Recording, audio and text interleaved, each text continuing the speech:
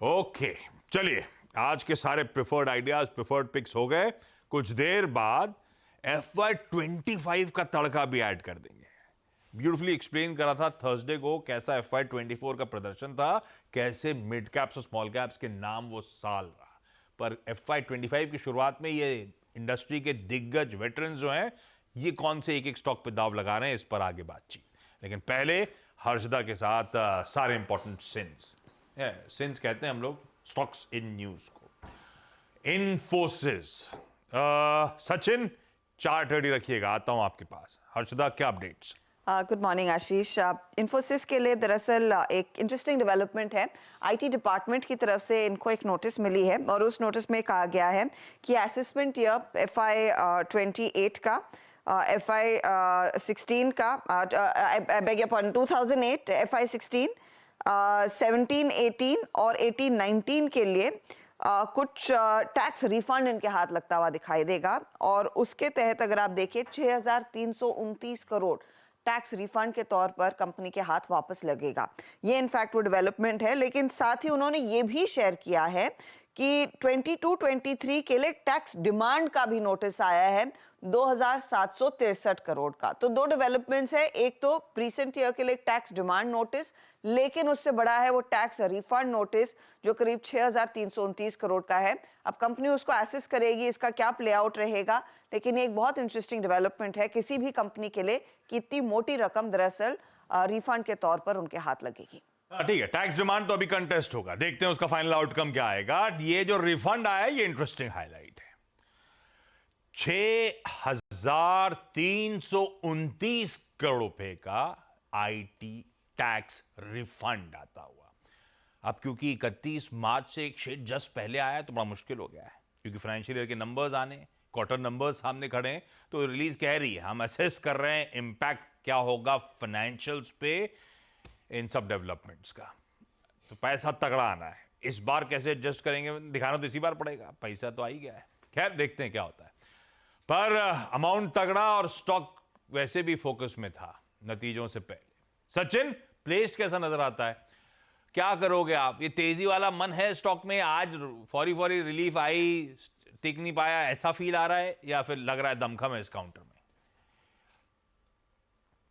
Ashish ji, in fact काफी दिनों से जो इसकी डिक्लाइन थी वो थोड़ी सी ग्रेजुअल हो रही थी। प्राइस फॉर्मेशंस भी थोड़े से सबड्यूड होते जा रहे थे। एंड जिस तरीके से एक्सपायरी का डेटा था वहां पर क्लियरली शॉर्ट रोल ओवर का ही नजर आ रहा था। बट जिस तरीके से ये न्यूज फ्लो आई है 1500 के आसपास, एक कॉन्फिडेंट पुट राइटिंग बेस भी है at the beginning of the series. And plus एक 60 मिनट चार्ट पे एक पॉजिटिव डाइवर्जेंस भी है। तो मुझे लग रहा है एक क्लासिक सेटअप है एक पुल बैक रैली के लिए। एंड जिस तरीके से अपने 200 डे एक्सपोनेंशियल मूविंग एवरेज के नीचे इसने एक डाइवर्जन बनाया है, तो मुझे लग रहा है यहाँ पर पुल बैक भी काफी तगड़ा होना चाहिए। एक अच्छी शॉर्ट कवरिंग वाली मूव अनलॉक हो सकती है।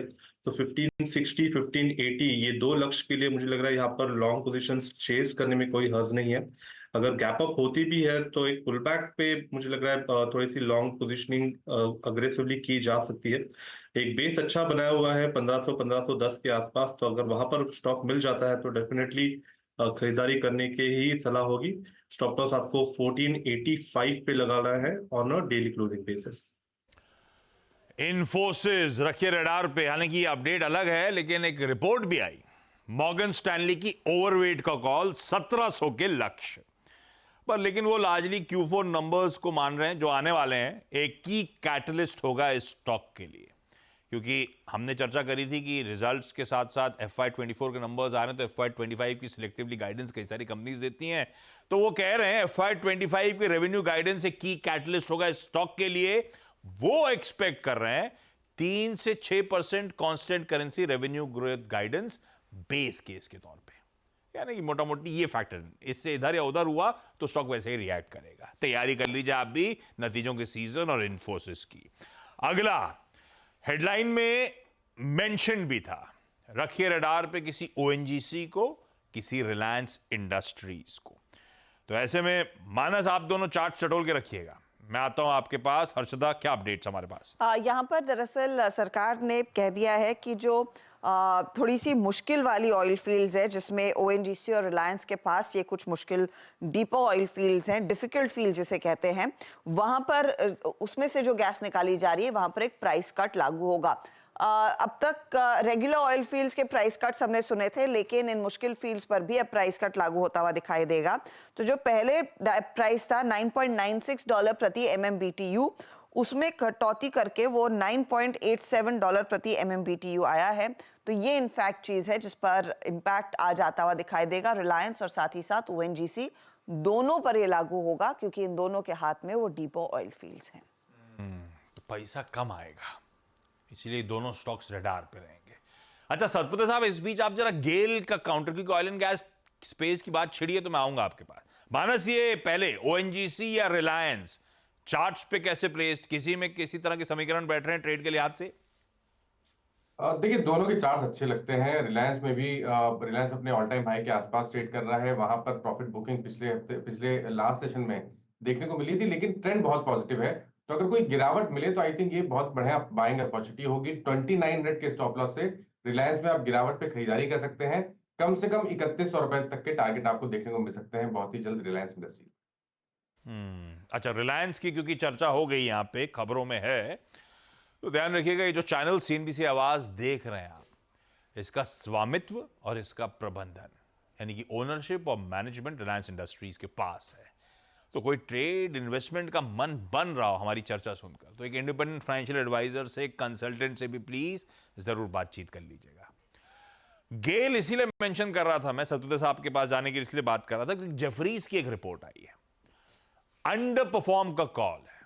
गेल का चार्ट दिखाइए डॉक्टर साहब, 150 के लक्ष्य हैं, 181 पे ये स्टॉक खड़ा हुआ है। क्यों कर रहे हैं ऐसा? वो कह रहे हैं PNGRB यानी कि इनका जो रेगुलेटर है उसने यूनिफाइड टैरिफ्स नोटिफाई करी अप्रैल और मई के लिए, जहां पे टैरिफ्स अनचेंज छोड़ दिए, बदलाव ही नहीं करा, बढ़ाई ही नहीं।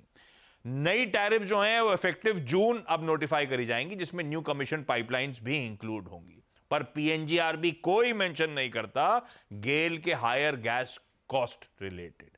तो रिस्क रिवॉर्ड अब थोड़ा सा अनफेवरेबल हो रहा है, क्योंकि स्टॉक अपने लॉन्ग टर्म एवरेजेस के कहीं ऊपर इस समय कामकाज कर रहा है, इसीलिए अंडर परफॉर्म का लक्ष्य है।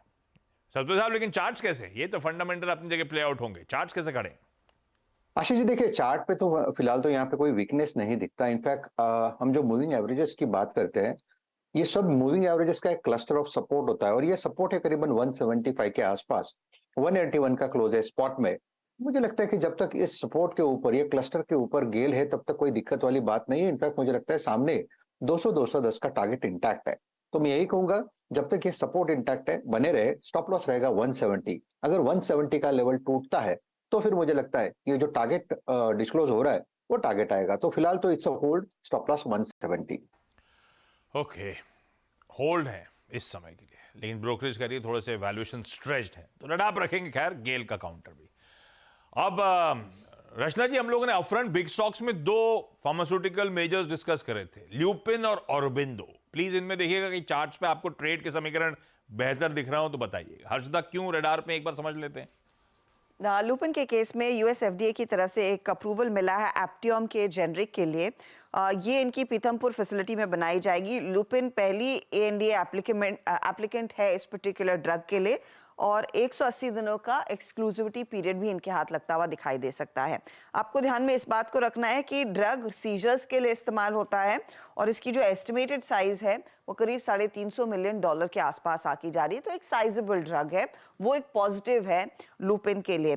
ऐसे ही ऑरोबिंदो फार्मा कंपनी ने कमीशन किए 4 state of the art manufacturing facilities Andhra Pradesh में। इनकी पेंसिलिन G, 6 अमीनो एसिड जो पेंसिलानिक एसिड है, और इंजेक्टेबल प्रोडक्ट्स और ग्रैन्युलेशंस के लिए, तो वो भी एक एडेड इंसेंटिव रहेगा स्टॉक को दरअसल रेडार पर रखने के लिए। ओके रचना जी, ल्यूपिन और ऑरोबिंदो दोनों के लिए अच्छी खबरें। कोई स्टॉक अच्छा लग रहा है क्या ट्रेड के लिए? जी, जहाँ तक लुपिन की बात है, तो एक चीज़ मैं कहूँगी, वो 2015 में जहाँ से गिरना शुरू हुआ था, उस हाइज़ को मीडियम टर्म में दोबारा से टच करने के लिए रेडी है और वहाँ तक जाएगा। ये कोई 2-4 दिन की या हफ्ते की बात नहीं, ये मीडियम टर्म की बात है। अभी वो काउंटर 1600 के करीब है, तो वो 2000 का जो लेवल था, 2000 प्लस का जो लेवल था, वहाँ पे वो जाना चाहिए और वहाँ पे टच करना चाहिए, उसके लिए वो रेडी है। और जहाँ तक ऑरो फार्मा की बात है, तो ऑरो फार्मा में काउंटर करीब-करीब 1100 के आसपास है। यहाँ पे भी ये काउंटर 1200 की तरफ जा सकता है ओवर अ मीडियम टर्म। लेकिन कंपैरेटिवली अगर दोनों को देखा जाए, तो Lupin is looking much better placed and Lupin के चार्ट्स में स्ट्रेंथ ज्यादा है और रास्ता उसका जो प्रीवियस हाई की तरफ था 2000 की तरफ का, वो बहुत क्लियर है। तो Lupin I see it going towards 2050 very soon. बिल्कुल ठीक, ये हो गए दोनों फार्मास्यूटिकल स्टॉक्स पे एक बढ़िया सी टेक्निकल पर्सपेक्टिव, एक्सपर्ट की राय। गाबा सर, हिंदुस्तान एरोनॉटिक्स और गार्डन रीच शिप बिल्डर्स, इन दोनों के चार्ट टटोलिएगा। हर्षदा, क्या अपडेट दोनों डिफेंस कंपनीज को लेकर? हाल के लिए अपडेट ये है कि दरअसल इनको कोची शिपयार्ड की तरफ से 1173 करोड़ का ऑर्डर हाथ लगा है।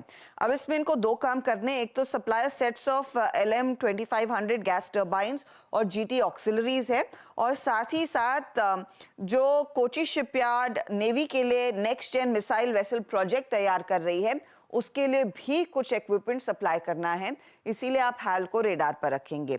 दूसरी तरफ गार्डन रीच शिपयार्ड आप फोकस में रखिएगा, क्योंकि कंपनी ने अपडेट दिया है। FY24 का एनुअल टर्नओवर इन्होंने 3400 करोड़ का आंक लिया है। ये हाईएस्ट एवर है कंपनी की हिस्ट्री के लिए, यानी कि 33% बड़ा है ईयर ऑन ईयर इनका एनुअल टर्नओवर, इसीलिए आप स्टॉक रेडार पर रखेंगे।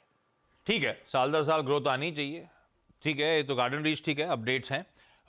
HAL, हिंदुस्तान एरोनॉटिक्स, गाबा सर 1173 करोड़ रुपीस का कोचिन शिपयार्ड से ऑर्डर, दिन के हाईस पे जाके थर्सडे को ये स्टॉक बंद हुआ, गजब का मूव था। अच्छा, इस पे एक और अपडेट था, वीकेंड में तेजस जो इनका LCA है, लाइट कॉम्बैट एयरक्राफ्ट MK1A, उसकी सक्सेसफुल टेस्ट फ्लाइट इन्होंने कंडक्ट करी।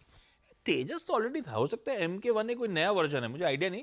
अब उससे कहा जा रहा है इस सक्सेसफुल टेस्ट फ्लाइट के बाद हो सकता है कमिश्निंग इस एयरक्राफ्ट की एयरफोर्स में जल्दी हो जाएगी। अच्छी खबर एक और है, पर स्टॉक तना खड़ा था फ्राइडे को, थर्सडे को, किसी को पता था ऐसा लग रहा है। क्या अपडेट्स हैं, तेजी करोगे आप या नहीं? करना चाहिए, क्योंकि ये सक्सेसफुल फ्लाइट था और 18 मिनट की फ्लाइट भी की इन्होंने, और शायद 2026 आपको कैसे पता? 83 डिलीवर भी कर देंगे। वो आया था फिर सक्सेसफुल हो गया 18 मिनट की। मैंने भी पढ़ा था 18 मिनट, 15 मिनट होने चाहिए था, 18 मिनट की फ्लाइट करी थी इन्होंने। यस, और ये शायद 2026 83 डिलीवर भी कर लें, तो अच्छी बात है हेल के लिए। और हेल का जो चार्ट है बढ़िया है, जो ब्रेकआउट मिला है 2000 जोन से, वो ले गया अब 3327 पर। अब 3000 एक स्ट्रॉन्ग सपोर्ट जोन है साइकोलॉजिकल। जब तक इसके ऊपर है 3000 3200 के ऊपर है, अपसाइड ऑन है, इसमें घबराना नहीं चाहिए, डिप्स बायबल है, क्योंकि जब 2026 हो जाएगा तो और ऑर्डर्स और मिलेंगे। तो yes, HAL is good. Okay, Hindustan aeronautics upside है, दमखम है इस काउंटर में। चलिए, अब बाकी के सारे इंपॉर्टेंट स्टॉक्स इन न्यूज समझ लीजिए। हजदा, और कौन कौन स्टॉक रेडार पे? कई सारी चीजें जिस पर आपने ध्यान देना है। टोरेंट पावर रेडार पर रहेगा, लेटर ऑफ एक्सेप्टेंस मिला है। ये एक 150 मेगावाट का grid connected hybrid solar project launch करते हुए दिखाई देंगे। 1825 करोड़ का ये ऑर्डर हाथ लगता हुआ दिखाई दिया है। IOC ने दरअसल टाई अप किया है पैनासोनिक के साथ, पैनासोनिक ग्रुप के साथ मिलकर एक जॉइंट वेंचर में उतरेंगे और cylindrical lithium ion batteries company manufacture करती हुई दिखाई देगी। इन्वेस्टमेंट के डिटेल्स अभी तक शेयर नहीं हुए हैं, लेकिन ये एक बड़ी इंटरेस्टिंग डेवलपमेंट IOC के लिए है। इसके अलावा bank of India IT department की तरफ से 1127 करोड़ का 16-17 वाले साल के लिए इनकम टैक्स डिपार्टमेंट ने डिमांड नोटिस भेजा है। IOB को के हाथ एक नोटिस आया 620 करोड़ का, ये असेसमेंट ईयर 22-23 के लिए है। तो ये दो स्टॉक्स उस लिहाज से फोकस में रहेंगे। PNC इंफ्रा ने इनफैक्ट वो विवाद से विश्वास वाली स्कीम में एक सेटलमेंट किया और उसके बाद NHAI की तरफ से 250 करोड़ इनके हाथ लगते हुए दिखाई देंगे। ग्लोबल स्पिरिट ने commercial production additional capacity 2 existing units Jharkhand और वेस्ट बंगाल में शुरू कर दी है। उस लिहाज से इनकी कैपेसिटी झारखंड वाली करीब 200 किलोलीटर प्रतिदिन की रहेगी और वेस्ट बंगाल की कैपेसिटी करीब 300 किलोलीटर प्रतिदिन रहेगी। एक्सपेंशन भी कर रही है कंपनी अपने एथेनॉल वाले प्रोडक्ट्स के लिए। 142 करोड़ तक का इन्वेस्टमेंट वहां पर होता हुआ दिखाई देगा।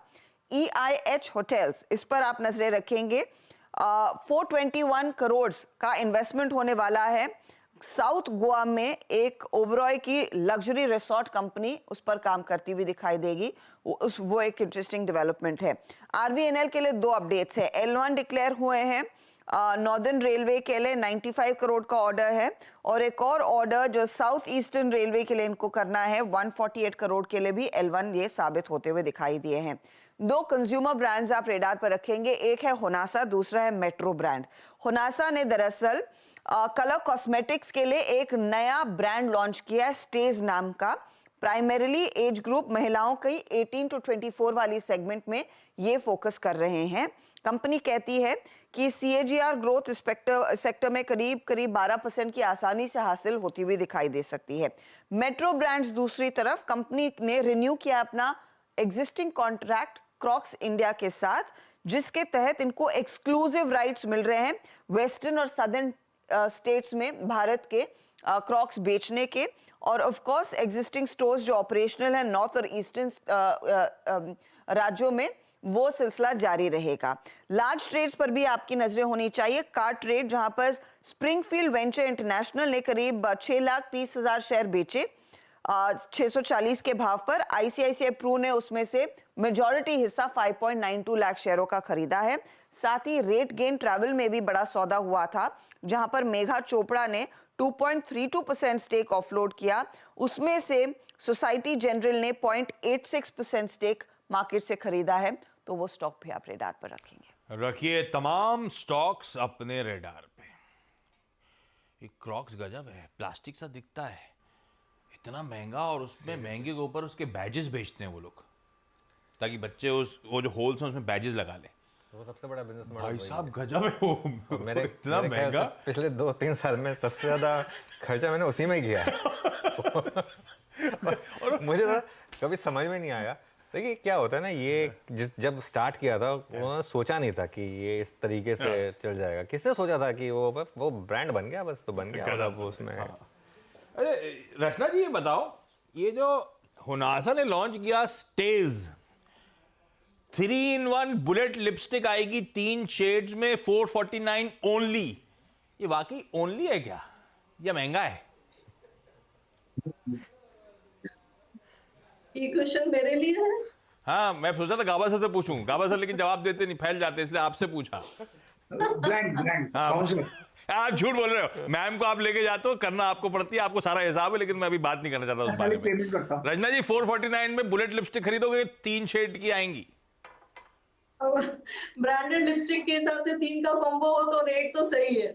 हाँ, तो फिर उन्होंने रिलीज में ऐसे ही लिखा है, बड़ी एग्रेसिव प्राइसिंग। ठीक है, रखेंगे स्टॉक को रडार पे। अच्छा, अब FY25 नए फाइनेंशियल ईयर का आज से आगाज। FY24 हर पैमाने पर बहुत मस्त रही। Sensex Nifty 25%, mid cap small cap 70%, 70% plus के रिटर्न। इंडिविजुअल स्टॉक्स ने तो गजब कर दिया था। ऐसे में ये जो स्टीम्ड पैनल आपको आपकी स्क्रीन पे नजर आ रहा है, अगर इनसे बोला जाए इस नए फाइनेंशियल ईयर FY25 के लिए एक एक स्टॉक जो आपका गो टू स्टॉक हो, पोजिशनली कुछ आने वाले महीनों क्वार्टर्स के लिए रखना चाहोगे, आपको कौन सा होगा, वो जानने का समय है। गाबा सर, आपसे शुरुआत करी जाए। FY25 नए फाइनेंशियल ईयर की अपफ्रंट सबसे प्रिफर्ड एक पिक कौन सी? मैंने चुना है मारुति। मारुति का रीजन ये है कि 10,000 से बाहर निकला करीब 5 महीने के कंसोलिडेशन के बाद।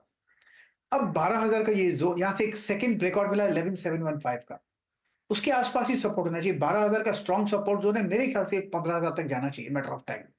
तो मारुति को ध्यान देना चाहिए। लॉन्ग टर्म स्ट्रॉन्ग स्टॉक है, इसमें डिप्स बायबल है। मारुति, यह है गाबा सर का प्रिफर्ड FY25 का पिक। 15,000 की तैयारी कर रहा है, और इस बीच ये जो रोज आए दिन अपमूव्स आ रहे थे, गाबा सर ने कई बार ब्यूटीफुली टॉप ट्रेड्स के तौर पे कैप्चर करके दिए भी हुए हैं आपको।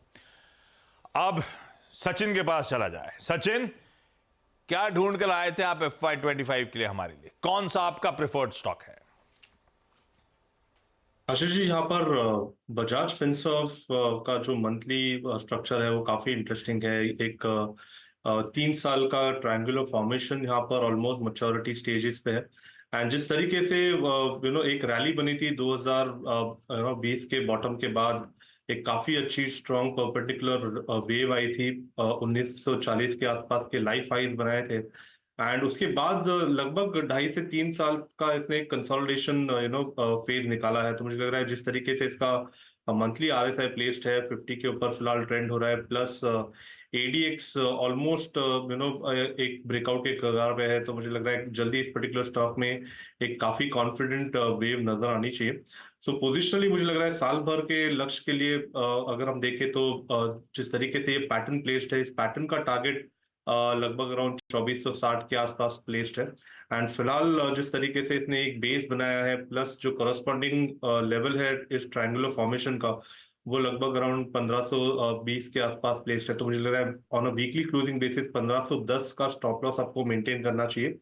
एंड खरीदारी करने की सलाह होगी पोर्टफोलियो के लिहाज से बजाज फिनसर्व के काउंटर पे। बजाज फिनसर्व खरीदने के मौके 2460 के टारगेट्स।